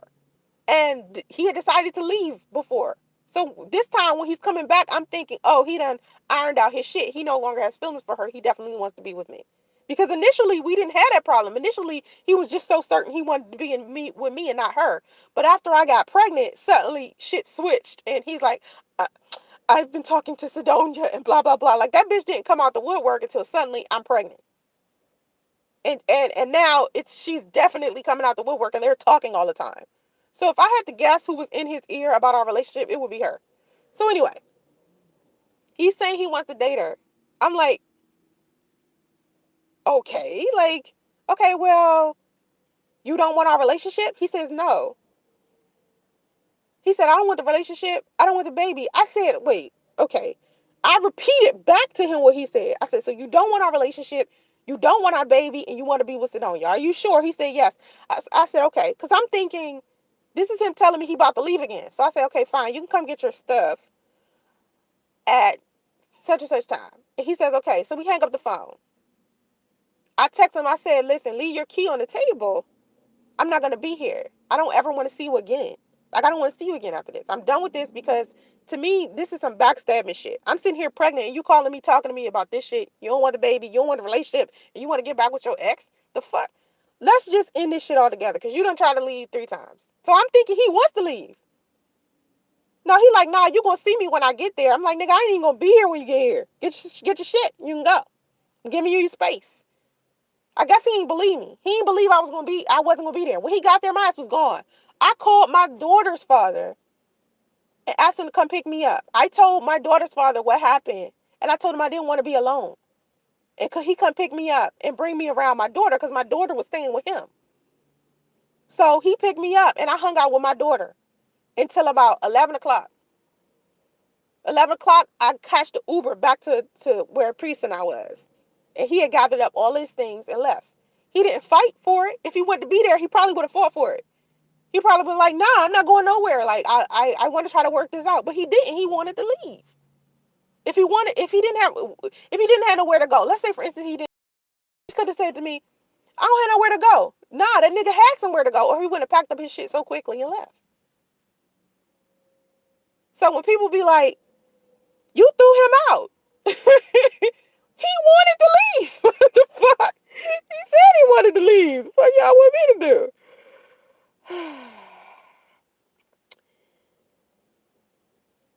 Text messages in response to accusations that were being made about him. He was trying to clear his name. Clear what name? No one made any accusations. See, here's the bullshit. Here's where the bullshit starts. Self equals everything. That nigga posted texts to be cruel. He didn't have to clear his name because there was no lies told about him. The only thing that was said was, we're broken up. Okay? We're broken up. He wanted to be with his ex. And I'm pregnant. That's it. How is that clearing his name? No one was accusing him of anything else other than he wanted to be back with his ex. That's it. So why would he have to sit here and clear his name? What about my text messages would prove that his name needed to be cleared? My text messages. Here was being said. What was being said in the videos was the nigga wanted to leave. He wanted to get back with his ex. I was pregnant. That's it. That's all I was saying. And he was posting our text messages. Is that equivalent? Why is that like a appropriate response to me telling everybody we broke up? That's what I don't understand. The fuck that, like, big brother, your response to him was normal. It sounds like he wasn't honest with you at the beginning from other situation. Exactly. So how is everybody expecting me to respond? It's like everybody wants me to just take the L and swallow the fact that he did it and just not say anything and be okay with it and move forward. Nah. I'm going to let everybody know I just made a mistake, a really fucked up one. Okay. And this bitch nigga here thinks that what he's doing is okay because too many women are allowing men to think that this type of behavior is okay. That's why they're getting away with it. When we're sitting somewhere hurt and having to pick up the pieces of a man sitting here being careless and frivolous, not giving a fuck about nobody but himself. You feel me? So like, I don't know what y'all was expecting me to do. I'm sorry, y'all was expecting me to be Miss Patty perfect this shit. Hold on, my car alarm might go off. Oh, there it goes. Y'all was expecting me to be Miss Patty perfect and shit. Fuck that. I ain't perfect. My ass responded accordingly. He didn't have to clear his name. His name wasn't being slandered. He wasn't. No one was lying about his name. He posted those messages to be out. That's why he did it. It wasn't because he was clearing his name. The fuck. He didn't need to clear his name. Nothing was being lied about. The truth was told. He wanted to leave so he can get back with his ex. That was the truth. I don't know. I I don't know the fuck. The whole moral of the story is tell the truth. You know, tell the truth about your situation, even if it's embarrassing. My situation is embarrassing and fuck as fuck. Who wants to say they went through what I did? Shit's fucked up. He seems like he's serious about not being involved if you keep speaking about him. Well, he can keep being not involved. Because I already told this bitch ass I was going to keep telling this story. I told him to deal with it. I told him that a long time ago. That nigga that like a year ago. Like, nigga, I'm going to keep telling this story. And it's up to you to do whatever you want to do. See, here's the thing. Instead of having a temper tantrum because a story that happened in the past is being told about you, what you're supposed to do as a man is do whatever you can to fix the situation, and then positive stories will be told about you. Because here's my thing. Had the came on YouTube and said, because I gave him the opportunity. I said, listen, before he decided to post the text messages, right? I came to him and I said, if you feel like you want to share something with my audience, right? You can come on my YouTube channel and I'll let you say whatever it is that you want to say. You can say whatever you want to say. Let's just handle it together. Like, don't just, you can, if you have some shit you want to get off your chest and you want people to know, me and you can sit down and we can do a video together. That's fine. I'm not saying you can't do that. I mean, we're broken up. You got something you want to say. Let's just knock it out. But he didn't decide to do that. So if he wants to not be involved with his son simply because of our situation, that's his stupidity. That's his stupidity because I could not involve myself with him because of what he did to me. Like, what he did to me, I can exclude my son from his life altogether simply off of what he did to me. But that's not the mature thing to do. So if you're sitting here, DDGL, making it seem like him making that choice is a good one, you're just as stupid as he is. Because what he's supposed to do is separate his relationship with me with his relationship with his son. That's supposed to be two very separate situations. It's not the same. You can't say you want a relationship with your son, but then take out on your son what happens between me and you. Now, seriously, if you want to be a real charmer, if you want to be a real G, all you got to do is turn around and start doing the right thing. The second you start doing the right thing, and I get on YouTube and I start saying, "Oh no, Priest doing the right thing. He paying his child support. He there. He showed up at the birthday party. That nigga good." Then I have some good shit to say about him, and this shit'll be over. I'll still tell the story about how he did what he did, but then the fucking dope part, the dopest part about it would be, oh, he did whatever he could to change the situation around. He took a bad situation and turned that negative into a positive. That's what makes me respect him as a man. That's the narrative that I want to say about Priest. I want to say Priest did this fucked up shit. He learned this fucking lesson, changed his life around, and decided that he was going to be a good person and do the right thing and be a father to his son. Wouldn't that be the smart thing to do? Instead of sitting here having a tantrum because I'm telling an old story, nigga, make some new shit. If you start acting like a real man doing something positive, I'll have a positive story to tell about your ass. But I'm not going to sit up here and lie for you. I'm not going to sit up here and make it seem like you're doing the right thing when you're not. I'm not going to do it. I don't have your back like that. I don't fuck with you like that. You just my son's father. You ain't shit to me. So why would I sit here and do what you want me to do just so you can treat my son right? No, nigga. If you want to treat my son right, you're going to do that because that's what you want to do. because that's the right thing to do, because you want a father, not because, oh, I want to control Soncerae. I want to stop Soncerae from talking. I want to stop Soncerae from talking on YouTube. So the only way I'm going to father my son is if she stopped talking about me on YouTube. Fuck that. You don't control me like that. I'm not your child. You have no domain over anything that I do. So if that nigga really wanted to be a father, he would just be a father. Period. Fuck what I do. I got a low battery. Hold on, let me turn off the radio. I got a radio on and shit. That's what I'm saying. Cool breeze. Thank you. Cool breeze. Cool breeze. You there's a no-win situation from him. This is my audience. Exactly. This is my thing. This is something I'm doing with my life. It has nothing to do with him. This is what I'm doing for me. All of that shit that I did for him inside of the relationship, I'll do shit for him if we together. We ain't together. I ain't got to do shit else for him. I don't owe him shit. Nothing. I don't owe him respect. I don't owe him anything. The only thing I can do is respect him as a father. That's it. I don't owe that nigga shit else, especially after the fuck shit that he's done. That nigga from the get-go. And people keep forgetting that. They people delete that whole thing. They like, oh, fuck what he did to her. What she doing to him is just so fucked up. Fuck out of here. Stop. Come on. No, I'm not trying to DDGL. Don't try it. You're stretching it. Don't try it. That nigga can do whatever he wants to do. In regards to me, if that bitch nigga would never speak to my ass again in regards to romantic relationships, fine. If that nigga don't want to be with me, fine. If that nigga don't want to interact with anybody in my family, fine. But the one thing that this nigga can't not do is be a father. That's it. I'm not trying to control this nigga in the rest of his life. He can do whatever it is he want to do. I said that to him. I've been saying that shit to him since the beginning. I've been saying, dude, like, if you want to be with somebody else, be with somebody else. Just don't miss nothing that has to do with your son. I mean, that's that's your son. You can't really miss anything that got to do with your son. That man can do whatever he wants to do. I've never tried to control him. Anytime he's wanted to leave, I let the man leave. The man said he wants space. I gave the man space. Anything Priest has ever asked me for, I've given to him. With the exception of him asking me to get off YouTube because YouTube belongs to me. That's mine. You can't take something from me that belongs to me. You can't control that.